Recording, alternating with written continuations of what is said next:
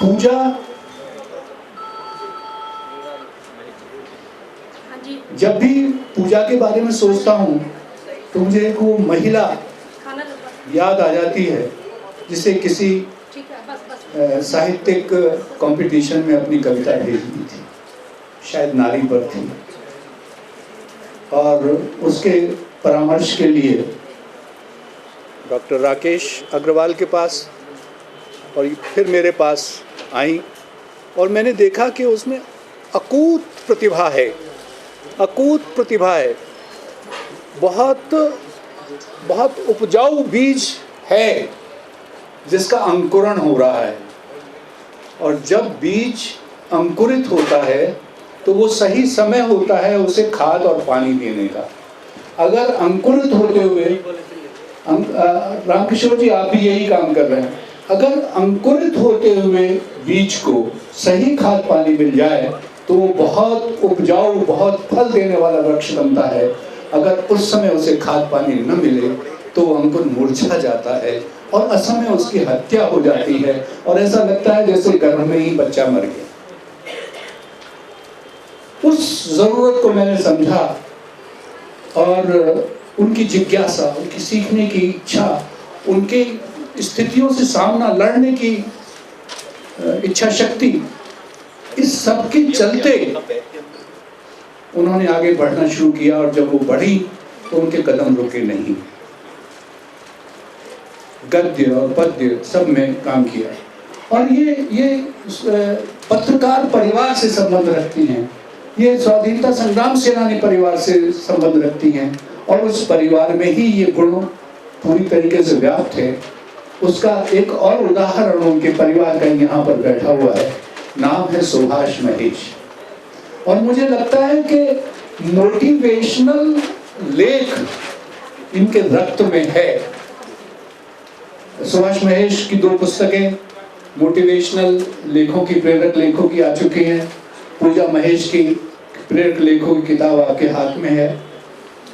तो ये बहुत समाज में संरचनात्मक कार्य होता है। मेरे पास बोलने के लिए बहुत कुछ था, सोचता भी था, लेकिन डॉक्टर वीणा मित्तल की मुझे चिंता है। ओम प्रकाश प्रजापति की नहीं है, उनको तो मैं संभाल लूंगा, लेकिन डॉक्टर वीणा मित्तल की भी नहीं है चिंता, उनके अस्पताल की और उनके रोगियों की चिंता है। इसलिए मैं अपने वक्तव्यों को विस्तार पे ले जा रहा हूँ और आप सबका, मंचस्थ अतिथियों का, सबका आभार प्रकट करता हूँ कि उन्होंने इस कार्यक्रम को सुंदर, सजीला, प्रभावी बनाया और ऐसा कार्यक्रम किया इन दोनों पुस्तकों के लोकार्पण का जो काफी लंबे समय तक याद रहेगा। पूजा महेश में एक और बात है जो उन्हें आगे ले जाती है। वो कभी ये मानने को तैयार नहीं होती है कि मैं इसमें परफेक्ट हो गई। ये देवनंदिनी अस्पताल है, वहां जाके मरीजों से 2 घंटे घर परिवार का सामान समय चुरा करके वहां पर जाकर के मरीजों को काउंसलिंग देती थी। और मैं देवनंदिनी इंस्टीट्यूट ऑफ प्रोफेशनल स्टडीज में नर्सिंग के स्टूडेंट्स को पढ़ाता था, एकेडमिक डायरेक्टर था वहां। मुझे लगा कि ये मरीजों से बात करके चली जाती हैं, मरीज तो डिस्चार्ज होकर चला जाएगा, मैं जड़ को क्यों ना सींचूं। जो नर्सिंग के, जो मेडिकल लैब टेक्नोलॉजी के, जो ऑपरेशन थिएटर टेक्नोलॉजी के विद्यार्थी मैं तैयार कर रहा हूं, उन विद्यार्थियों के अंदर वो चीज जानी चाहिए जो पूजा में है। मैंने इनसे कहा कि हर शनिवार को तुम मेरे विद्यार्थियों के बीच में व्याख्यान दो, मोटिवेशनल। इन्होंने स्वीकार कर लिया, एक कहा नहीं माना। मैंने कहा था कि जो बोलो उसको लिख जरूर लेना। ये जाती बोल के चली आती, इसके लिए थोड़ा डांटना पड़ा। लिखती क्यों नहीं? इनको नहीं पता था मैं क्यों डांट रहा हूं।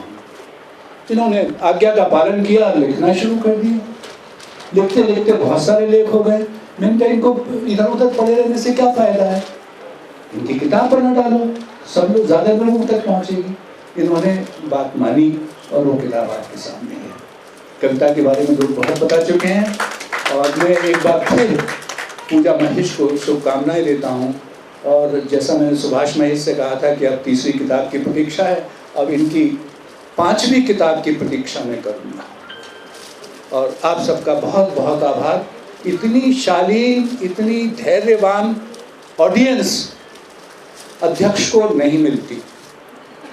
अध्यक्ष को मिलती हैं खाली कुर्सियां या व्यवस्था करने वाले लोग, लेकिन आज श्रोता मिले हैं, और जब श्रोता मिलते हैं तो बोलने वाले को बोलने का मन करता है, लेकिन मेरी विवशता है, मैं और अधिक नहीं बोल पाऊंगा। आप सबका बहुत बहुत धन्यवाद। नहीं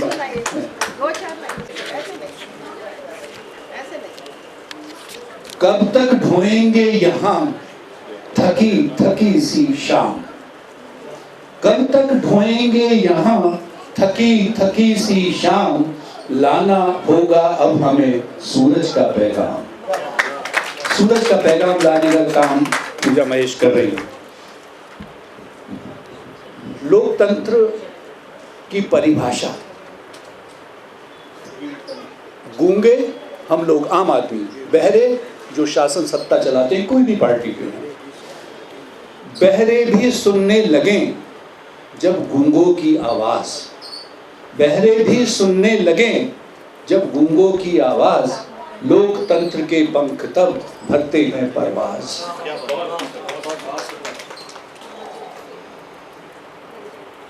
महिला शक्ति यहाँ पर है, और कुछ नए श्रोता हैं, जो पुराने लोग हैं उन्होंने सुना होगा। मैं मुझे प्रिय 2-3-4 दोहे हैं, वो जरूर सुनाता हूँ। जो चिंता है हमारी और आपकी, बेटी चली जाती है, जब तक घर वापस नहीं आती है तब तक हमें चैन नहीं पड़ता है, कि जब जब निकलो नीड़ से, नीड़ घर से, जब जब निकलो नीड़ से चिड़ियों रखना याद, जब जब निकलो नीड़ से चिड़ियों रखना याद, जाल बिछाए कब कहाँ बैठे हों सैयार, जाल बिछाए कब कहाँ बैठे हों सैयार।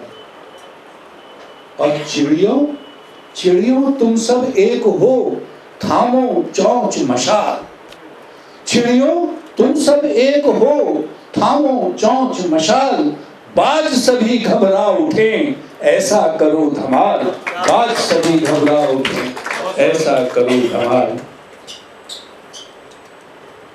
स्त्री पुरुष संबंधों को लेकर के दो दोहे कि बोली नदी समुद्र से, आप समझ जाएंगे नदी कौन है समुद्र कौन है। बोली नदी समुद्र से आई तेरे पास, मीठी थी खारी हुई फिर भी नहीं उदास।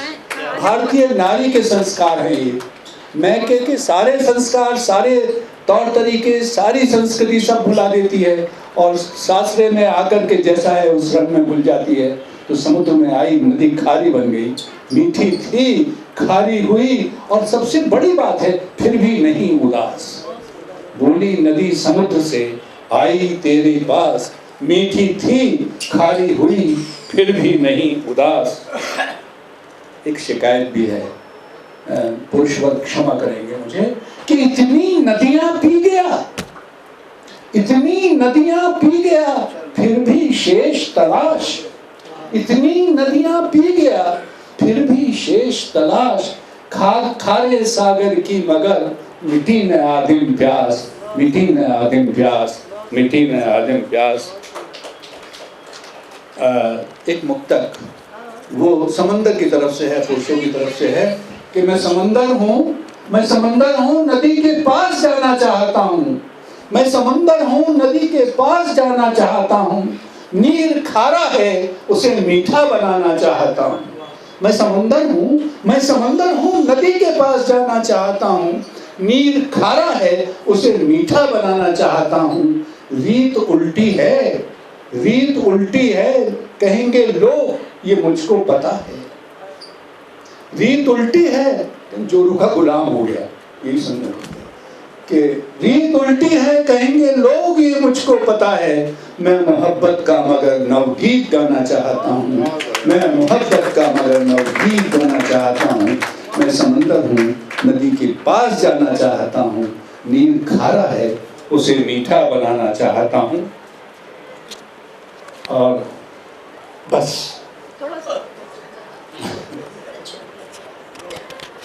अभी चुनाव से पहले आपने देखा होगा बहुत सारी चीज़ें यहाँ पे व्यंग के कलमकार बैठे हुए हैं, संपादक बैठे हुए हैं। तो देखें रामकिशोर जी कि बेशर्मी तो देखिए खेल रहे हैं चाल, बेशर्मी तो देखिए खेल रहे हैं चाल, पीड़ित मछली देखकर रोते हैं घड़ियाल। बेशर्मी तो देखिए खेल रहे हैं चाल, पीड़ित मछली देखकर रोते हैं घड़ियाल। रिश्तों को लेकर देखें कि सारा जग जागीर था तब तो रहा फकीर, सारा जग जागीर था तब तो रहा फकीर, ढाई आखिर जब मिला मैं हो गया अमीर, ढाई आखिर जब मिला मैं हो गया अमीर।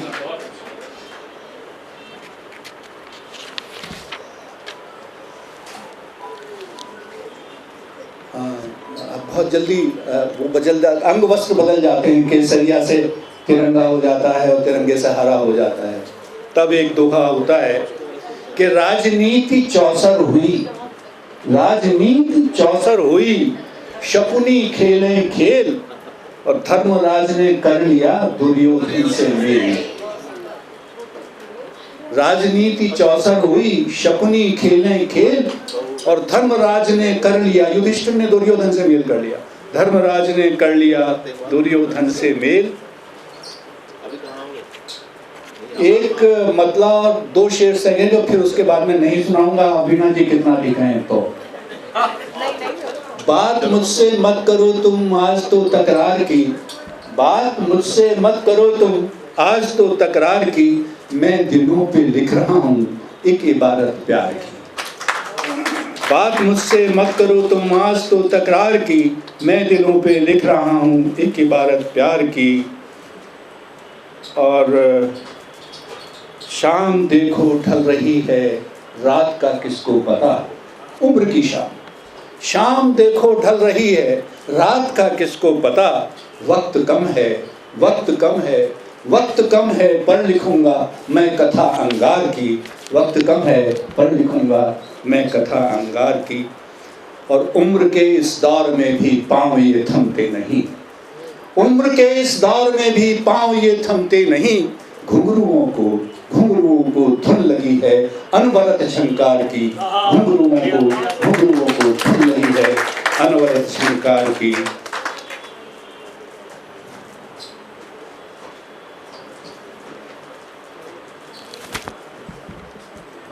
बहुत बहुत धन्यवाद आप सबका। ये असल में क्या होता है कि जब ऑडियंस जिन कविताओं के उपयुक्त होती है वहाँ पे चाहे 100 बार हम उस कविता को पढ़ चुके हों, मन होता है कि उनको सुनाएं, उनको समर्पित करें। अभी एक मुक्तक और याद आ गया, सुनिए। लो, वो भी आप ही के लिए है, मातृशक्ति के लिए है कि लो समर्पण को नदी भी दौड़ आई, लो समर्पण को नदी भी दौड़ आई, बावरी से घर पिता का छोड़ आई। पहाड़ नदी का पिता होता है और आपका पिता बाकी पर है ही है। लो समर्पण को नदी भी दौड़ आई, बावरी सी घर पिता का छोड़ आई, नापने से क्या मिलेगा कद किसी का, नापने से क्या मिलेगा कद किसी का, सागरों ने प्यास कब किसकी बुझाई, सागरों ने प्यास कब किसकी बुझाई। बहुत बहुत धन्यवाद, आप सबका आभार। और इससे आगे विशेष कार्यक्रम है, मैं सभा संचालक से कहूँगा तो उसकी घोषणा कर। अगर आप ये वीडियो YouTube पर देख रहे हैं तो हमारे चैनल को सब्सक्राइब करें और बेल आइकन को दबाना ना भूलें। अगर आप Facebook पर ये वीडियो देख रहे हैं तो हमारे पेज को लाइक करें।